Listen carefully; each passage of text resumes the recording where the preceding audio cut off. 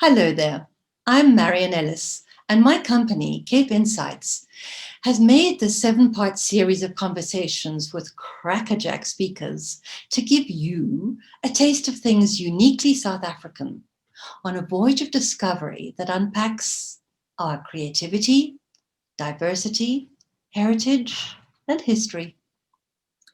You'll hear from dreamweavers and luminaries about what makes the country captivating and compelling. And on this visual journey that covers a variety of options, from art to zebras, fossils to food foraging, colonization to creativity, you'll be shown aspects of South Africa's vibrant landscape, resilience, sociability, and breathtaking natural beauty that we hope will entice you to venture south and experience it for yourself. This is a learning journey. Join us as we all seek with new eyes. Welcome, bottom of Africa. So today we thought, what a better way to celebrate seasonal festivities than focus on food. So you are going to get a taste of the country's cosmopolitan culinary scene.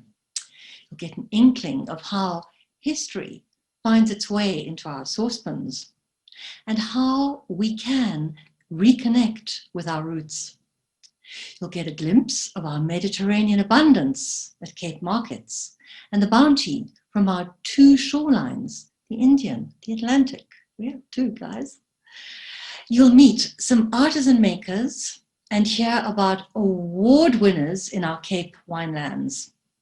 And you'll get a peek at feasts from nature with foragers of note, like, amongst others, the chef, whose simple seaside restaurant has been voted best in the world by the World Restaurant Awards in Paris.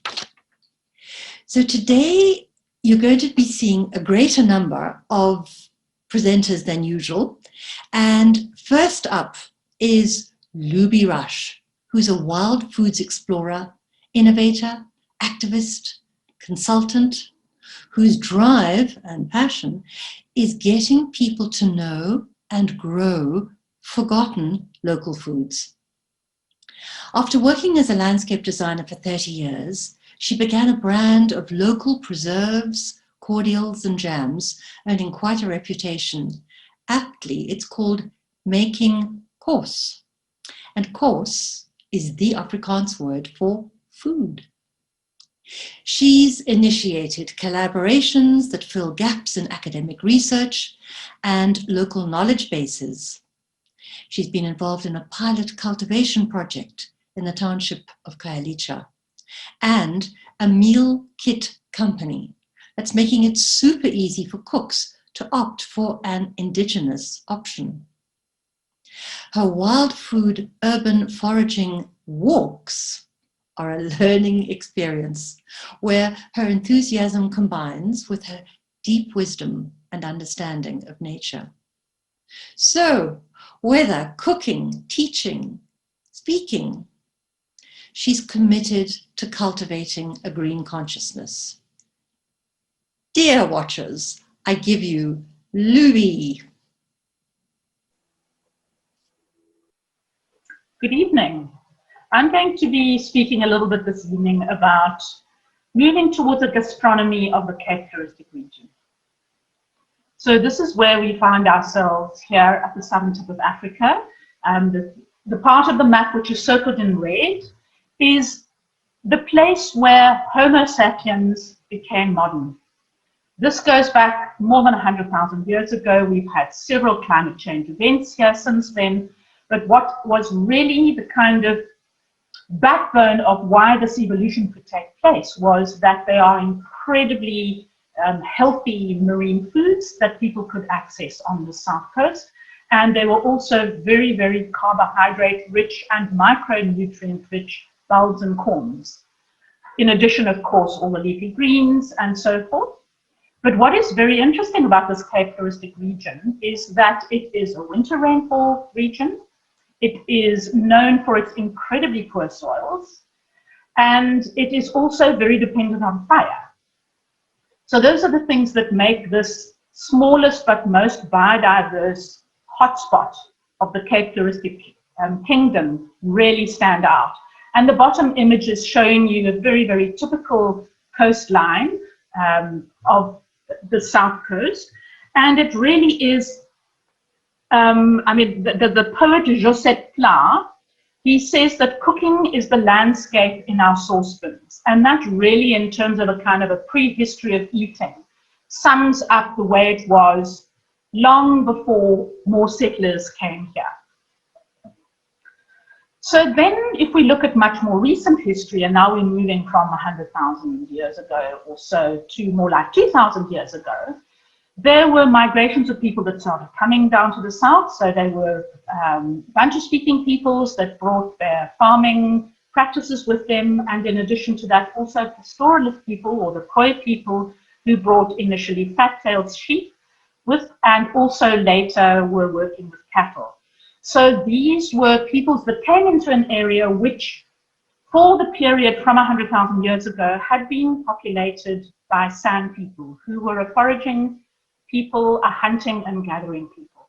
So as these new migrants came in, there were skirmishes for land and access to grazing and so forth, but also actually a lot of very good relationships. So for example, across Sangomas and Medicine people, there was a lot of sharing between San healers and Bantu-speaking healers.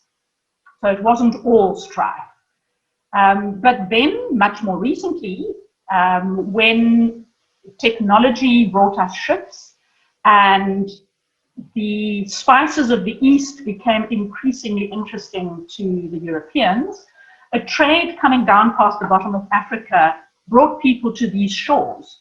And bottom left image shows that there was actually trading that happened from the beginning, but as colonization increased and the greed of humans established themselves, the people that came here kind of took possession and really ended up marginalizing the local people. And what we have found since then, in fact, is that the very, very strong traditions that existed here as the colonists arrived completely became transposed. And we've ended up with a fruit basket, which is something which we're all familiar with. The one on the right-hand side, those are the sorts of foods which we all know. And those are the sorts of foods which are now grown here and cooked with here. And also what happened is that those many marginalized people have ended up being very dependent on mass-produced empty carbohydrates, as you can see in the photograph on the left, where in very many small towns across the country, we have these sorts of very cheap food parcels that are made available to people who can afford very little else. So what we have found ourselves with is a situation where the farming that is happening here, and for some reason I'm struggling to get this, there we go, and I have now jumped forward so many, no I haven't. So, what we have is a situation where the foods that are from here, the sorts of foods that you see on this screen, are the foods that are no longer being eaten at all, and which have in fact become really quite forgotten. So I can bet my bottom dollar that most of you who are looking at these photographs, you wouldn't recognize a single one of these foods, or of these foods, which are the ones which would be most familiar to people from the fynbos, because the fynbos is known as an aromatic landscape. Those of you who've been walking in the veld and brushed against these plants will absolutely recognize their aromas. And in fact, some gin companies have even started using them. But for the most part, these foods really became forgotten. And in addition to these, very many berries, fruits, and seeds. And these all would have been foods that were an absolute integral part of the diets of people pre-colonial. And all of them are now absolutely not in our food system at all.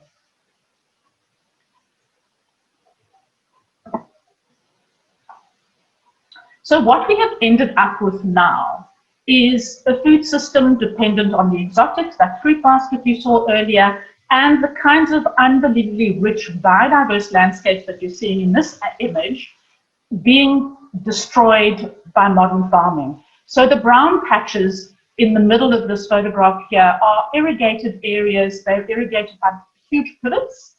And the kind of farming that's taking place here, and this is in the Sunbelt, you have potato farming, mass-produced potato farming, foods that absolutely don't come from here, and which are beginning to destroy our landscapes. Whereas for literally millennia previously, these landscapes were feeding the people that lived here. And this quote from Masanobu Fukuoka, that each of us should really be thinking very carefully about the hardship that we're causing by indulging in food so expensively produced, is something that in a climate changing world, we all need to be taking quite seriously. We just assume that whatever we go and buy in the supermarket and whatever we can buy in the restaurant, it's all cool and well. And we have so little understanding of the implications, in fact, of how we eat, what it is doing to the places where we live. So part of a kind of climate change space is that people more and more are realizing that we need to start doing things differently, and that the way that we're farming and the kind of way in which we've become disconnected from where our food comes from, that needs to change. And so there's been a resurgence of interest in foraging, for example. So Marion came with me on this very walk. She would have been one of the group that's peering over the side wall here. And this was in Cork Bay, and it's an urban foraging experience which really has a lot of people interested in discovering the foods that are growing wild around us. Many of them indigenous that I'm pointing out, but also many of them that are weeds that grow very happily without really needing to be tended at all. And this is just so indicative of a kind of a yearning to reconnect with places and to be more mindful about how we live, how it is actually affecting where we are. And in addition to this kind of resurgence, there are also a lot of international top-end restaurants. I mean, the one restaurant which was top restaurant in the world for quite some time, René Redzepi's restaurant, people like, more locally, like Kobus van der Merwe, who is an acclaimed, internationally recognized chef, are beginning to use wild foods and indigenous foods in their cuisine. And as expensive as they are, people really are very interested in engaging in these foods. And I have been working with quite a lot of chefs locally as well, in introducing them to the foods that are from here. And there's a lot of education that's required because, as I said, so much knowledge has been lost, both at the kind of indigenous knowledge space, but even more generally, just the kinds of foods that we eat are the foods from elsewhere, and the ones that are here, we don't know about them. And so in order to be able to make use of them, people need to go on a learning journey, including the chefs, and in fact, including the farmers.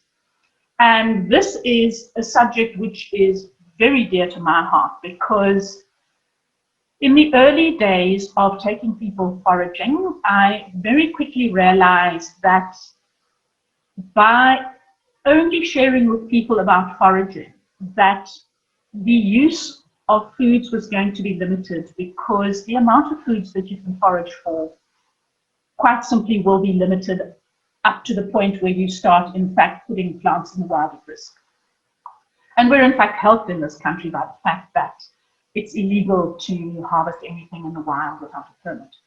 So our wilderness areas are indeed protected, and it even more so means that if we want to really start including the incredible biodiversity of foods from here into our gastronomy, then we need to be taking up cultivation. So I managed to get some funding, and I planted a food garden in Kailicha on an urban farm, and I've been getting other gardens planted. So this one is at the Sustainability Institute, and they're a teaching place, so that's a very good place to have a garden planted. And this here is showing you dune spinach, and it's really exploring how you can bring into cultivation plants that in fact have never been cultivated before. And that's an interesting part of the challenge, because with these foods being foods that were foraged historically rather than farmed, we're having to innovate our way into the space because there is no tradition to draw on.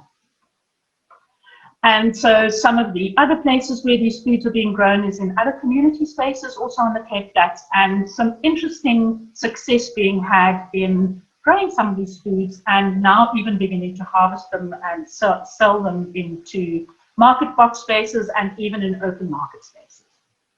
So that has been quite heartening as a kind of trajectory of beginning to bring these foods into the food system. Some of the other work that is very important to do is I spoke earlier about the kind of way in which people became marginalized as colonists moved inland and basically claimed farms and bought farms and in various ways actually took ownership of the land where previously foraging people and pastoralist people had the run of the land, so to speak, even though they did skirmish between each other. So starting to work with people in rural areas as well as a way of beginning to get people to reclaim their identities as they are linked to the landscape. Very often medicinal knowledge is still alive, but food knowledge is well nigh forgotten. And diets, you know, I showed the package of the carb empty foods. You know, those are the sort of cheap foods that very, very many people rely on. And so working with communities in these sorts of spaces and actually reintroducing foods to people is a very, very important part of actually reclaiming the kind of gastronomy and just food culture. A lot of other important work that needs to be done is that the winter rainfall foods from the Cape Floristic region somehow have not been very much researched.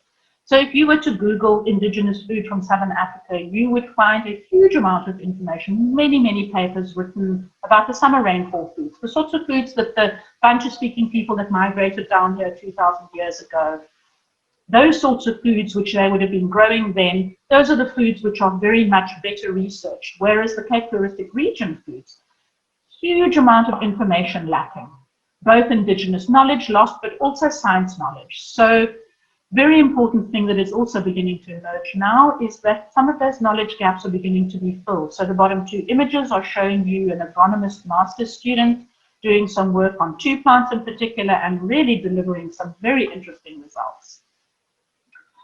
So really, for me, an incredibly interesting thing about this part of the world is that even though a part of what happened was that at the time when the colonists arrived here and brought with them slaves from all sorts of places, from the east, from Madagascar and so forth, and the layering of food traditions that came along with that, and even the European food traditions, the French brought viticulture with them. So this became a kind of a meeting point at the southern tip of Africa of all sorts of food traditions. And as I mentioned, supplanting really the foods that were here, those became in a way lost. Some of them a little bit kept, like for example, some of us will know about briedi, which was a sort of a mingling of Asian kind of briedi recipes and a local ingredient.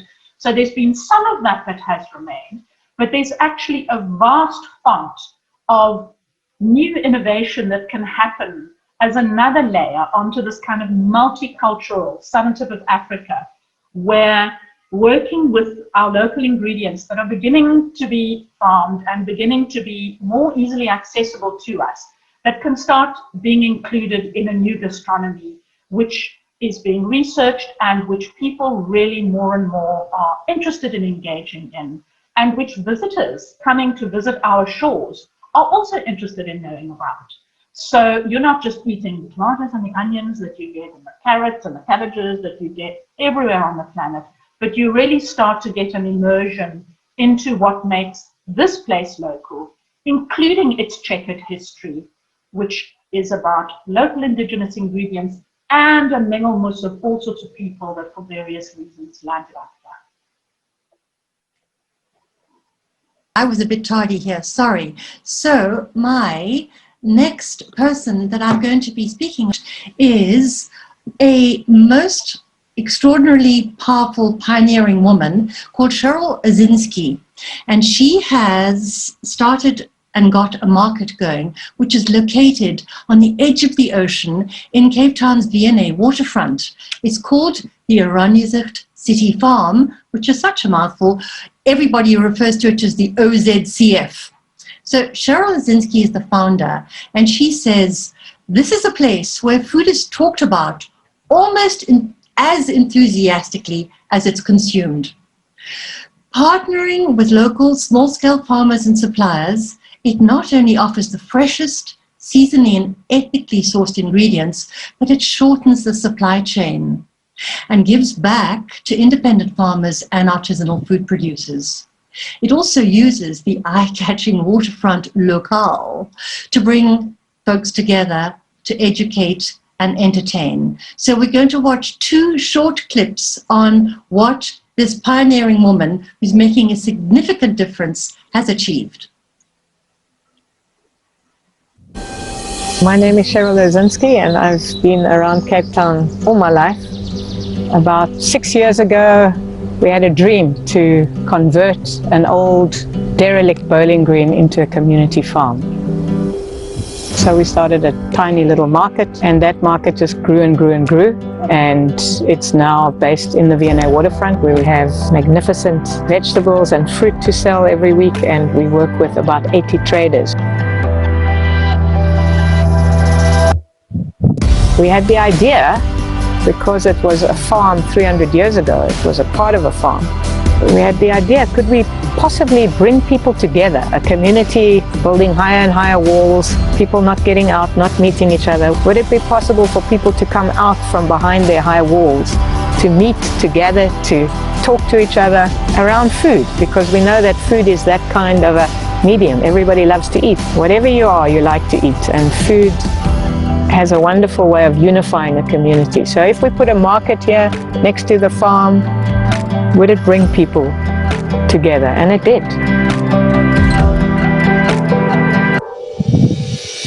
And the market has been a success. It's become a much visited attraction. We get 10,000 people on a weekend. 300 people are employed there by the 80 traders and ourselves. We run the vegetable and the fruit stall, and we also run the market. We employ quite a number of people. We support 35 farmers that farm organically, and we put back about 60 million into the local economy every year. It's become more than just a market. It's become a meeting place for people to gather, and for tourists to meet locals, and for locals to meet tourists, and just a feel-good place where maybe it's a bit of a bubble, but there we find people are happy, and that gives us energy.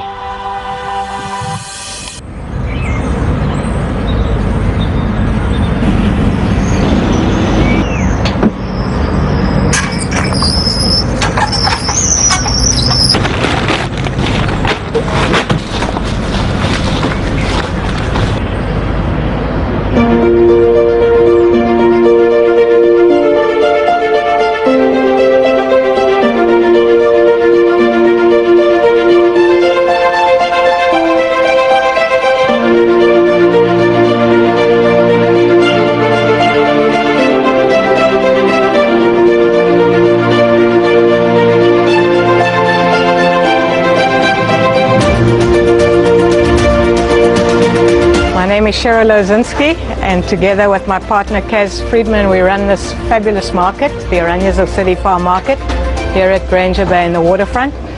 Personally, I'm obsessed with vegetables, and I'm obsessed with farming organically, because I've seen the result of eating bad food and what it does to people. It makes them sick, makes them obese, and it makes them, quite frankly, unhappy.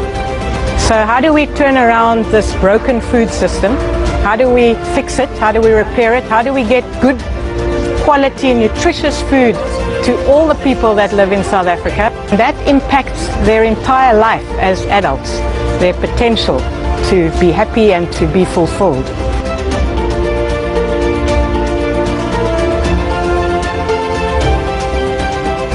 What's great about this market as well is not only you can do all your grocery shopping here, but you can also come here to connect with people.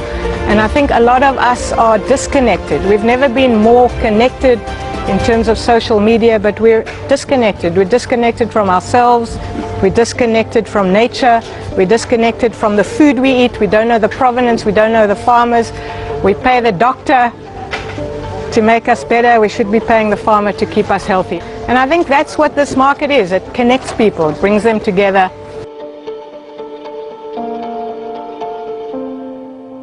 We're about to open on a Sunday, so that means we'll be on Saturdays and Sundays. Sundays from 9 to 3 and Saturdays from 9 to 2. And it gives us a lot of pleasure when people come to this market and they say that it's changed the way they eat.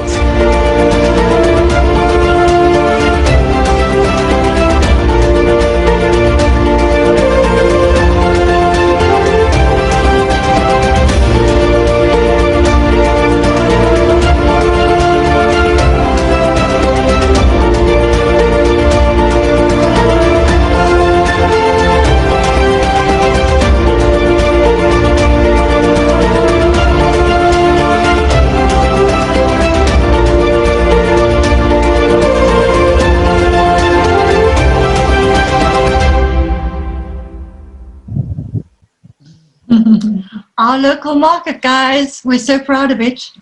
The next person up who's equally as passionate is Pam McOnie. And her passions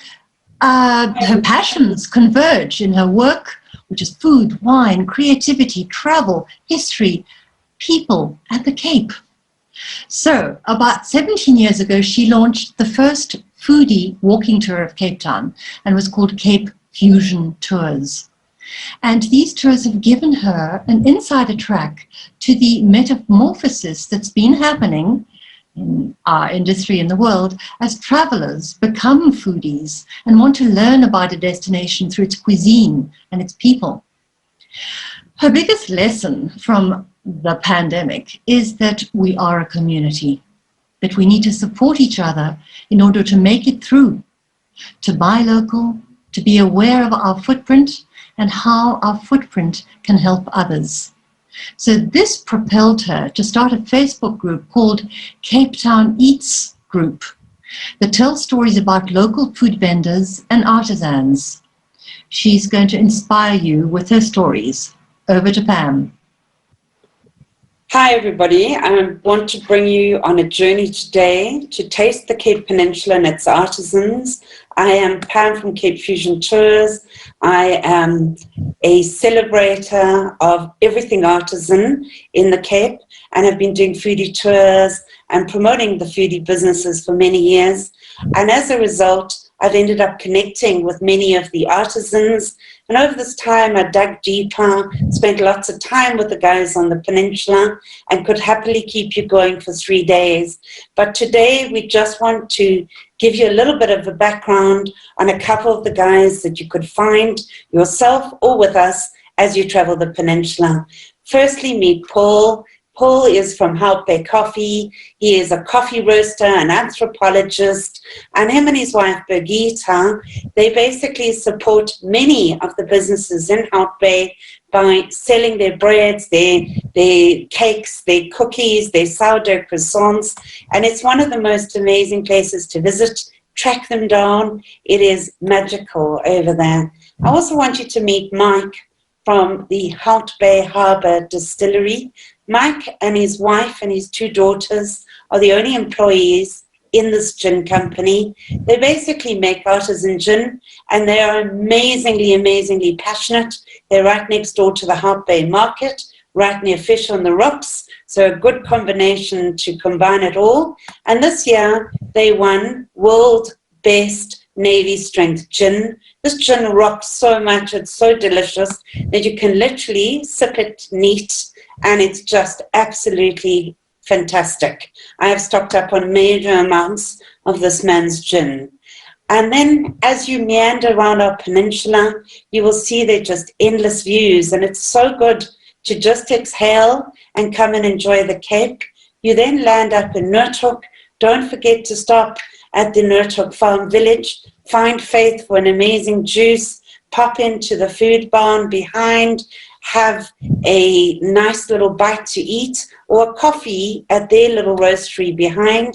It's awesome to stop at the village.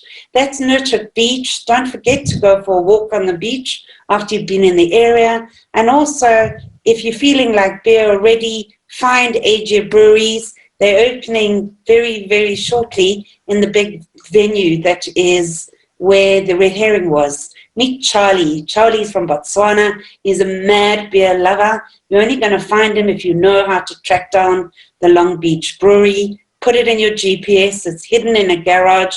All the locals are here to taste Charlie's latest beers.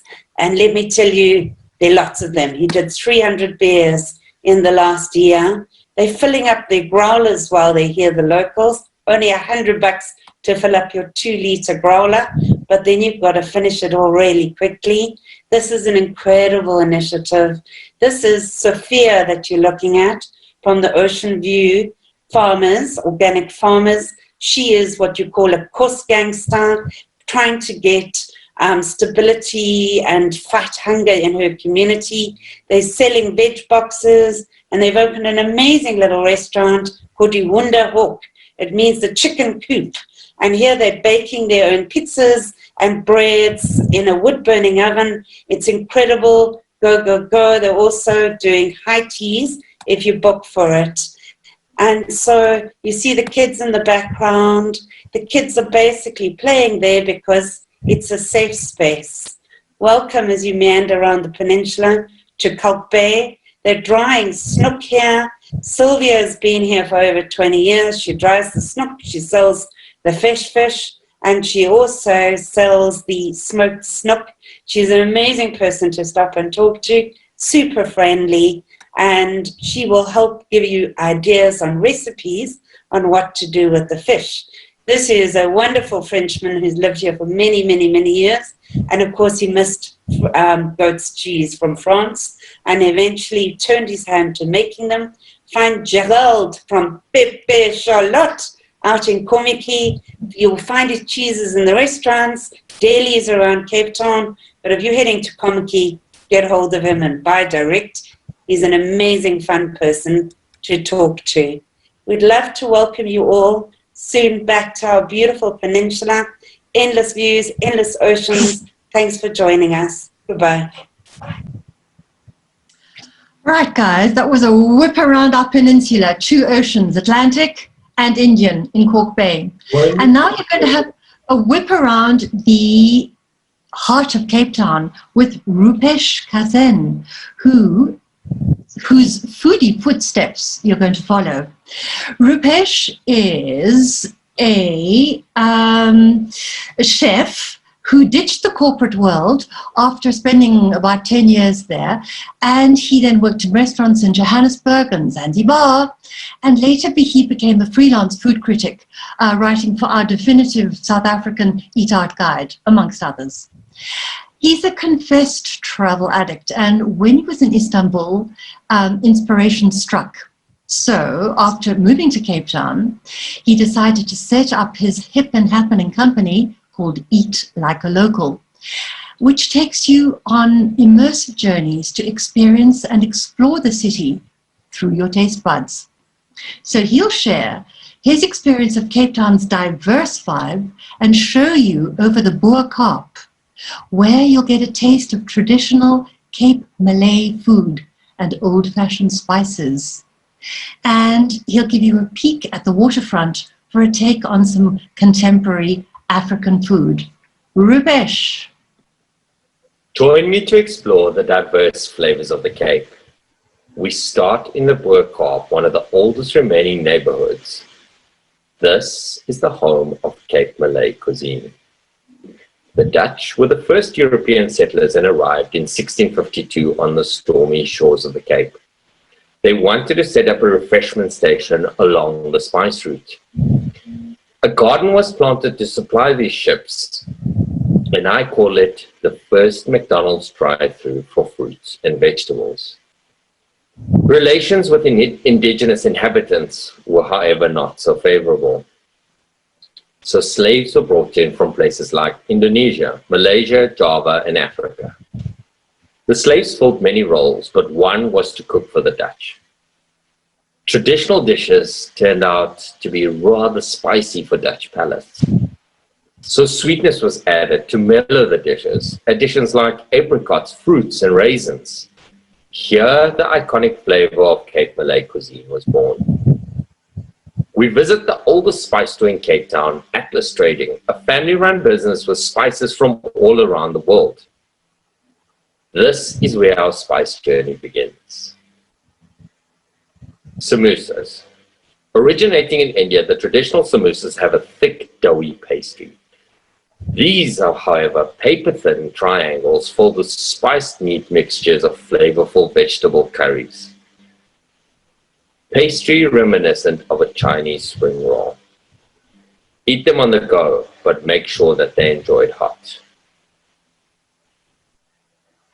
Bobotie. The origin of this dish lies deep in a Malaysian fish bake called bobotok, but has evolved by cooks with available ingredients. Mildly spiced ground beef infused with raisins and covered with a layer of savory custard sounds strange, yet work perfectly together. This is the unofficial national dish of the Cape. Curry in a hurry, or the salome, is curry hugged in the flakiest flatbread. With roots in a traditional roti, this flatbread is laminated with butter and eats like the puffiest pastry. Enjoyed on the go or as a vessel to carry your favorite curry. Every culture has its donut, and this one is unique to the Boer Kaap. A yeast-leavened donut filled with spices like star anise, cinnamon, and dried tangerine peel, which we call nachi, then dipped in syrup and dusted in a cloud of coconut. Tastes exactly like Christmas and enjoyed on a Sunday with your family. We move now into the city bowl and look at the infusion of spices into African flavor. The iconic dish of chakalaka is a relish made by Mozambican mine workers with basic ingredients like peppers, carrots, tomatoes, and a slight hint of curry powder. This is an ideal accompaniment to maize meal or filled in live fire grilled breads. We have the original beef jerky. It's the prosciutto of South Africa. I'm just going to leave that one there and wait for you to try it. We move down to the waterfront, which is one of the Cape's most visited tourist attractions, where we visit Nolu from Seven Colors Eatery. Presenting a traditional African Sunday lunch, Nolu prepares grilled or fried meats with a rainbow of vegetables, transporting you to her grandmother's table. We look forward to taking you on a journey through the Cape, a delicious one, and show you how to eat like a local. Guys, are your taste buds watering? Okay, now to quench your thirst and taste buds, we have Jean-Pierre Rousseau, and he is the publisher of Platters Wine Guide, which has been a wine lover's must-have companion for exploring the world of South African wines since 1960. It's our wine Bible, where Platters' coveted 5-star winners, inspired by Hugh Johnson, are the equivalent of Parker's 100-point scoring system in the USA. So this Platters Guide independently rates and reviews over 8,000 wines from more than 900 producers. Wines are tasted, both blind and label-cited, by a number of distinguished palates, and are determined in a second tasting of all wines, rated 95 points and above, by a smaller panel of experts who taste blind. This is how their scoring system works. It's one of the few wine guides in the world that has been tasting and rating every South African wine from every vintage for the past 41 years. So more authoritative a speaker on the South African wine scene you couldn't meet. Jean-Pierre or JP? The very first edition, the 1980 edition of the Platters South African Wine Guide, cost a mere R6.95, which is about 50 cents in US dollars, and reviewed a grand total of 1,250 wines, which is a far cry from around 8,000 that we reviewed for Guide 2021. So as you can see, our industry really has grown. This latest edition, 2021, we discovered 211 five-star wines, evidence of the ever-rising quality of our wines and the fantastic 2017 and 2019 vintages. In our guide, we always award the top-performing wineries, and this year it was Kleine Zalze Winery, a very famous Stellenbosch estate. They achieved an incredible 7 five-star wines. Our newcomer winery of the year was Pilgrim Wines, which is made by a husband and wife team, Henry and Riette Kotze. Now, they source for this project wines and grapes from far-flung vineyards to make wines of character and of great interest.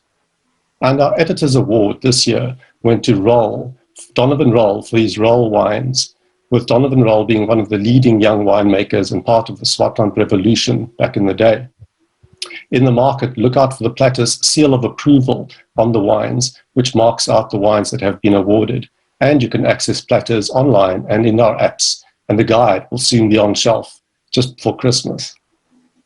Our global position: South Africa is the 8th largest wine producer in the world, which is remarkable in that we grow grapes on an area of just under 100,000 hectares. This lies nearly completely within the unique Cape Floral Kingdom, a highly diverse and topographically rich area, which allows grape varieties to express themselves uniquely and through fascinating pockets of the Cape's ancient soils, each with lovely stories and lots of history. A remarkable number of the most famous New Wave local wines come from these unique smaller vineyards that 10 or 20 years ago would have been blended into larger wines and into big blending tanks for merchants and producer cellars. But now they're no longer blended away, and they're made into their own wines, famous in their own right, as they've been given careful attention. The Old Vines project has also been key to this evolution. You can look out for their seal, which marks wines that come from vines of 35 years or older.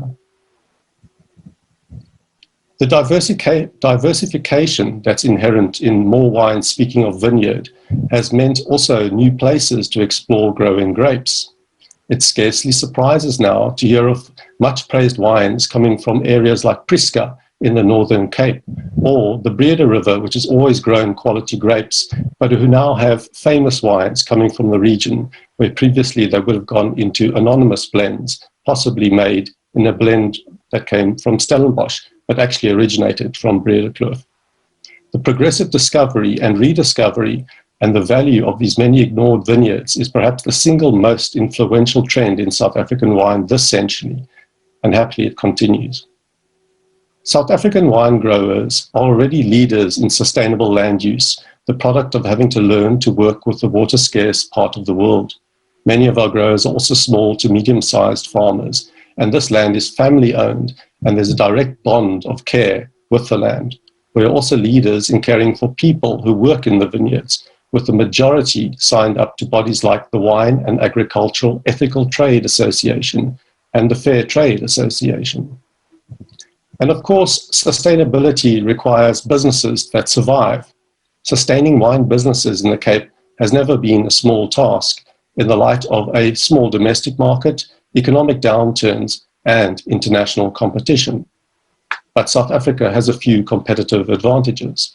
One is nimbleness and a powerful constant drive to innovate and improve. The quality of our wine that speaks for itself, and have been championed by our engaging winemakers who are not scared to travel the world to spread our great message through our wine.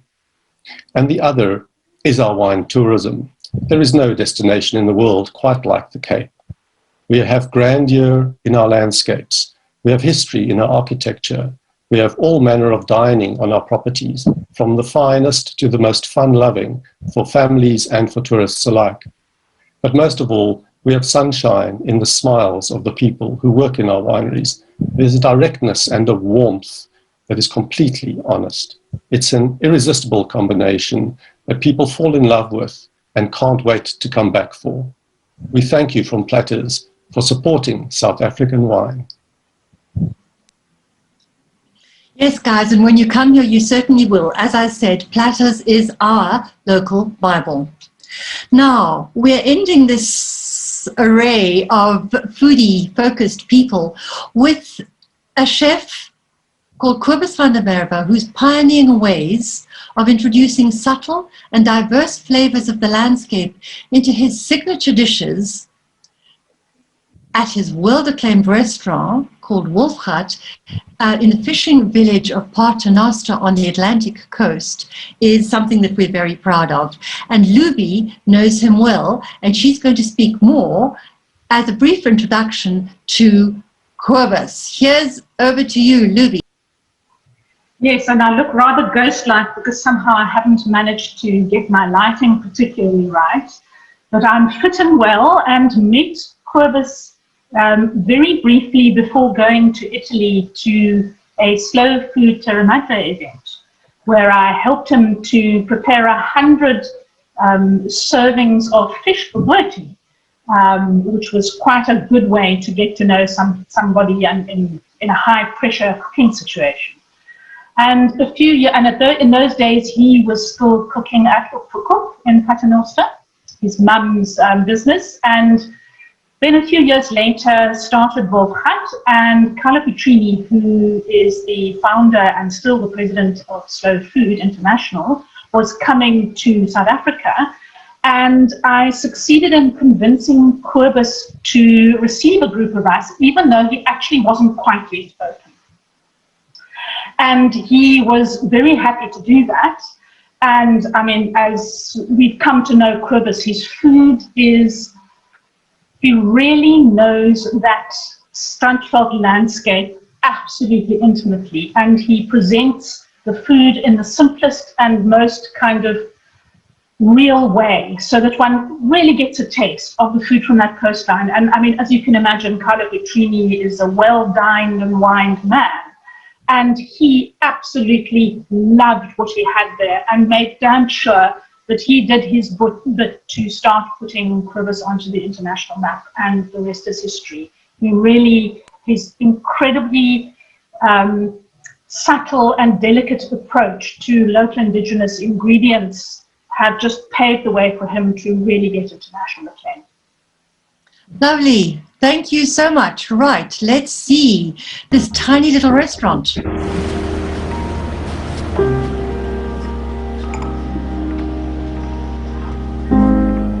We refer to Wolfgat as a Strandveld eatery, which references the fact that we collect indigenous edibles around the village.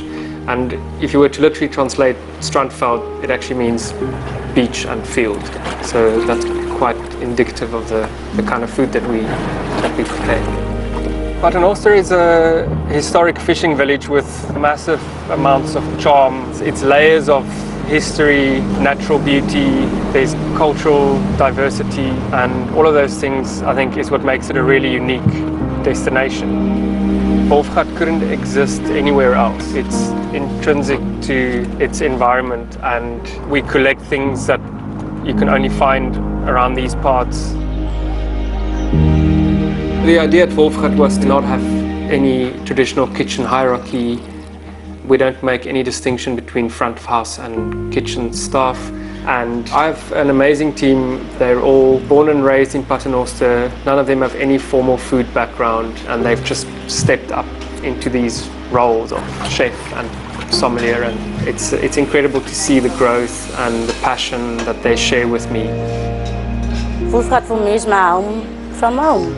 Getting to work side by side with Kobus each day, him sharing his thoughts on foods and ideas on food, that's amazing. I love it, yeah. It's my workplace. Yeah, and we are family, so yeah, we are very blessed. He tells us that he's not our boss, he's our colleague, not our boss.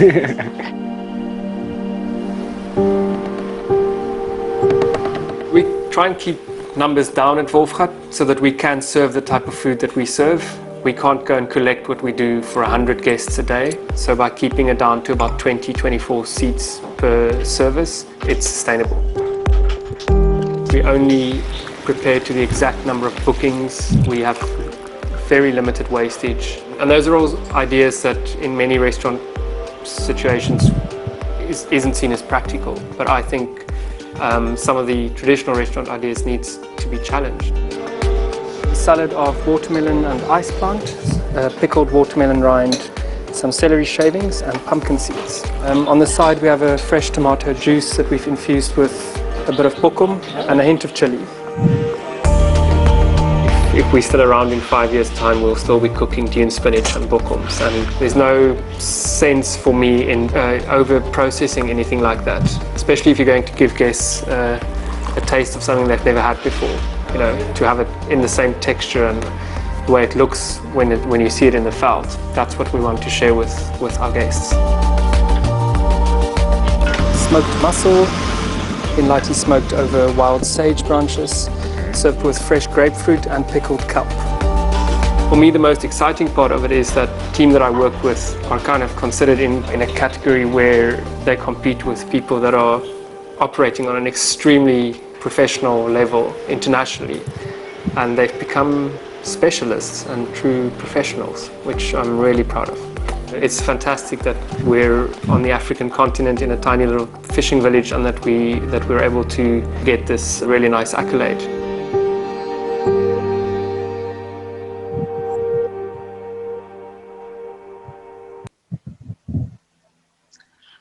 Right, guys. That's been a whip around the peninsula and a wee bit up the west coast as a visual journey share with you.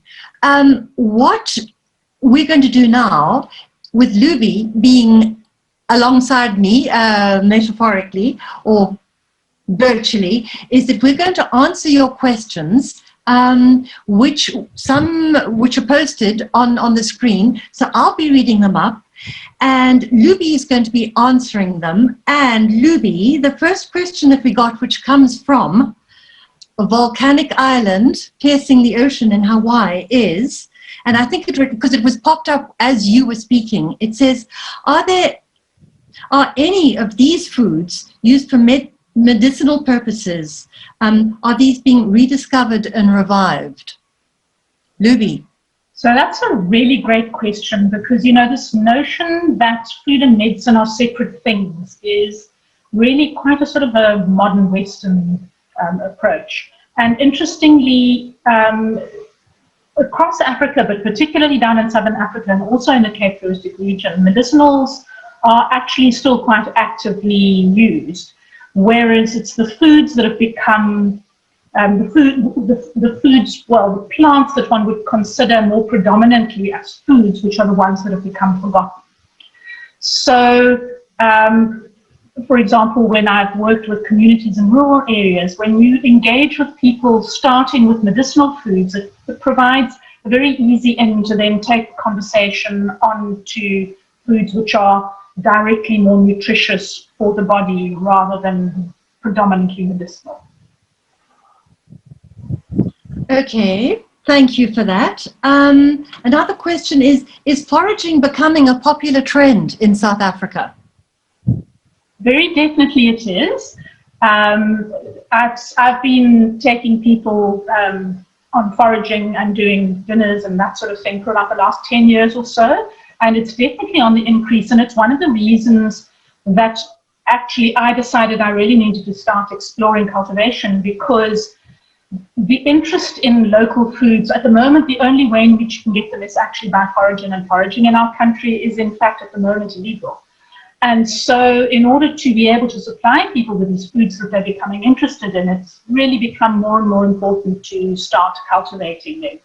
There are certain things which definitely can be wild harvested, the sorts of plants that would maybe produce lots and lots of fruits, but many of the foods do actually need to be cultivated if we're going to get them available at scale.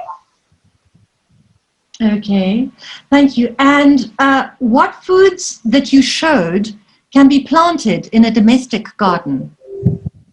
Well, that's also a really good question, because there are in fact quite a lot of foods that people have in their gardens already that the wholesale growers have been propagating even for 20, 30, 40 years, that are used in landscaping, in beautifying cities, but they have all sorts of edible bits that people are not aware of. So that's one part of the foraging walk, which is always a revelation for people, because they will discover that they have things growing in their home gardens already, or that they can go to the local nursery to buy a plant and put it in their garden and start using them straight away. Some of the things are not so easily available, but many of them you could actually go, and there are things like wild sages and wild rosemaries and all sorts of fruits and things. So you can actually get going as a gardener pretty much straight away. Okay, and then we've got a statement rather than a question, which I'll read out before going on to the last question, saying, from somebody in Rome, where is the fish babouti going to be served in Italy? Well, that was a few, yeah. I would suggest in his home, and he invites his friends, but that's my suggestion. What's your answer? Well, Kobus van der Merwe wrote a book, and he's got his fish babouti recipe in that. And in fact, if the gentleman from Rome were to Google, we couldn't take fish from here when we made that babouti. So we had to use Italian ingredients. So it's actually entirely possible for the gentleman from Rome to make his own fish babouti. Interesting, thank you. I shall share that with him. And the last question, Loubie, is why is Wolfgat so acclaimed? It's really, I think, because he has an extremely authentic approach to food. He is not playing games with food. He is not on a fashion kind of fad scene at all. He has a very genuine and very deep connection with that plate and with that place where he's collecting the foods from. And I think people find that incredibly appealing, because so many kind of top-end restaurants, or not even necessarily top-end restaurants, but the ones which start to follow fashion, don't have that kind of very authentic and genuine approach to ingredients that he has. And I think that that's what sets him apart from a lot of other places. He puts the time in to really get to know his hyperlocal environment. Thank you. Yeah. Second that. Okay, guys, now we're going to go on in a slightly different way as well tonight with our traditional Marcel Proust quote, which is part of our company's ethos. And it got us putting to our speakers what's called a Proust-style question, which is a parlor game where it's believed that in answering the question, an individual reveals his or her true nature. So we have an array of answers from our speakers tonight, which you are now going to read. That will appear on your screens. So here goes. Answers to foodie inspiration.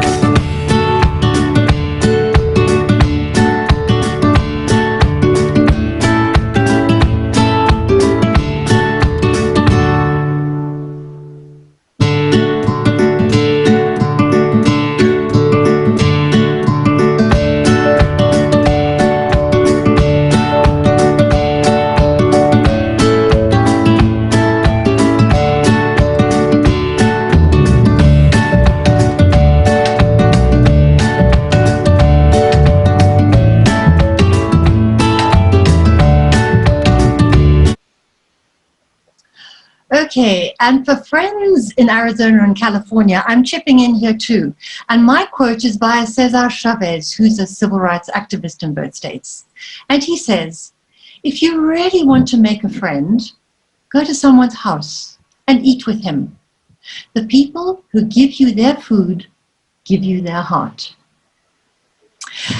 And I have a further quote which I copied from an interview with Kobus, and it really made sense to me, so I'm going to share it with you too. Kobus says, food is everything. It's entertainment, it's politics, it's socio-economics, it's conservation. Working in the food industry, one has to be especially aware of and sensitive to a lot of modern-day challenges and issues. With pollution and overfishing, our oceans especially are in trouble. And serving seafood is particularly contentious. I think it's important to support any conservation initiatives in this regard, to which we definitely say amen. You've just had a glimpse of aspects of South African landscapes and heard from some local personalities of note.